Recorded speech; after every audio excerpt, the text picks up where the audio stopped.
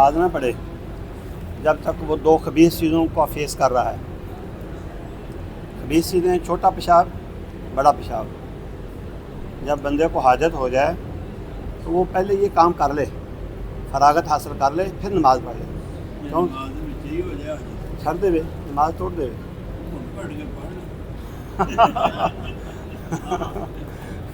اگر اس حد تک وہ کر سکتا ہے کہ توجہ نماز سے پوری رہے، اس کے بارے میں مختلف حدیثیں آتی ہیں جس سے اندازہ یہ ہوتا ہے کہ نماز انتہائی پرسکون ماحول میں پڑھنی چاہیے۔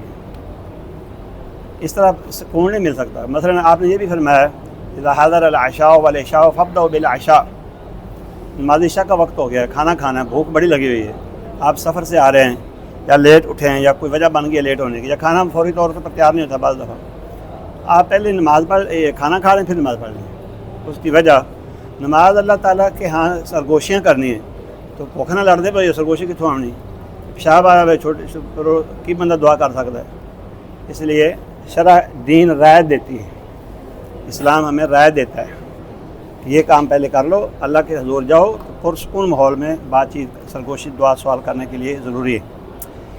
وَمَا الْحَيَاةُ الدُّنْيَا إِلَّا لَعِبٌ وَلَهْوٌ، آپ کو شاید پتہ یاد ہے کہ نہیں، شیخ علی بن عبد الرحمن الحذیفی حافظہ اللہ، مسجد نبوی کے امام، ابھی بھی امام ہیں، ابھی پڑھا رہے ہیں نمازیں، وہ یونیورسٹی کے استاد بھی ہیں، مدینہ یونیورسٹی کے۔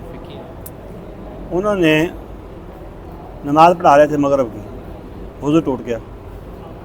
اب یہ بڑا مسئلہ ہے، وضو کے بغیر نماز نہیں، تو وہ عربی میں لوگوں کو کہتے ہیں علی مکانکم، اپنی اپنی جگہ پر قائم رہو، میں دوبارہ وضو کر کے آؤں گا۔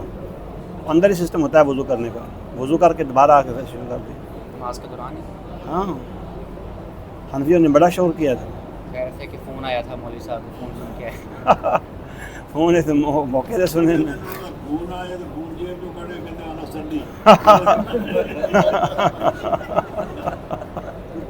یہ غلط ہے، نماز باطل ہو جائے گی، کیونکہ غیر کلام شروع ہوگی، اللہ تعالیٰ بعد دوسری کلام بند کر سکتے ہیں، زبان تو لفظ نہیں ادا کر۔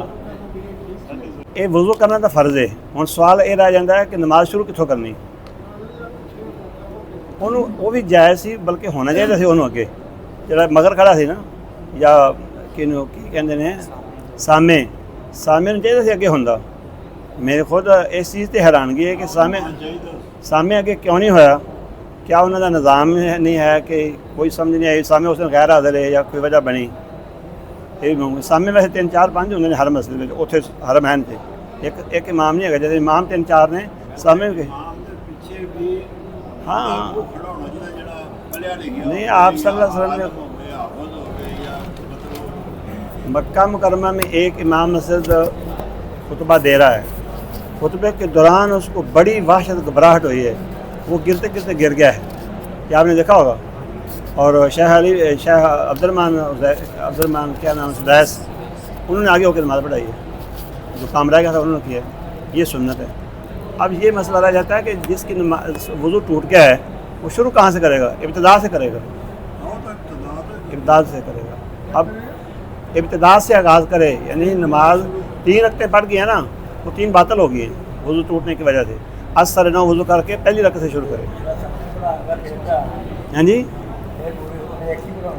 پھر ایک کی بڑھاونی سی کہ مگر وہ سامنے اگے ہو جاتا تھا، ہاں جی زخمی ہوئے سی، سامنے تک تکمیل کرے گا۔ اگر وضو کرنے والا امام خود دوبارہ واپس آ کے جائے، ان کا کی حکم ہے؟